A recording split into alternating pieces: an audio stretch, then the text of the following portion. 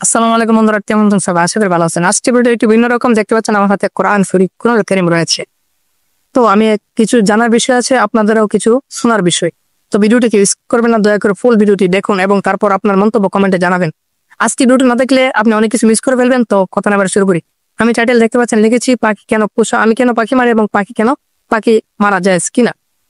আমি এখানে কোরআনুল কারীমের 6 নম্বর পারার 5 নং পৃষ্ঠায় সূরাতুল মায়েদার 2 নম্বর আয়াতের মাঝে আল্লাহ তাআলা বলেছেন, ওয়াইদা হালালতুম ফাসতাদু, যখন তোমরা ইহরাম থেকে মুক্ত হও, ইহরাম থেকে বাইরে হও, তখন তোমরা শিকার করো। আসলে যারা মক্কা মদিনায় যান তারা অবশ্যই জানবেন ইহরাম কাকে বলে। অর্থাৎ মক্কা মদিনায় হযরত অবস্থায় কিছু জায়গা আছে যেগুলোতে সব নিষিদ্ধ, অর্থাৎ মশা মারা এবং চুল কাটা, নখ কাটা এগুলো নিষিদ্ধ। এখানে শিকারের কথা নিষিদ্ধ করা হয়েছে। আল্লাহ তাআলা বলেছেন, যখন তোমরা ইহরাম থেকে বের হবা তখন তোমরা শিকার করবা। আসুন এবার হাদিস থেকে শুনে আসি। হযরত আনাস ইবনে মালিক রাদিয়াল্লাহু তাআলা আনহু, ওনার ছোট ভাইয়ের নাম ছিল নুগাইর। সে একটা পাখি পুষত। এটা মারা যাওয়ার পর দুঃখ প্রকাশ করা হয়।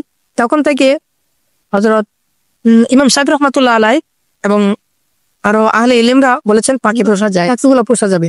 আসলে সেটা বিষয় হলো, দেখতে পাচ্ছেন একটা কথা আছে, বনের পাখি বনে সুন্দর, শিশু মায়ের কুলে সুন্দর। এই কথাটা কিন্তু একটা প্রবাদ।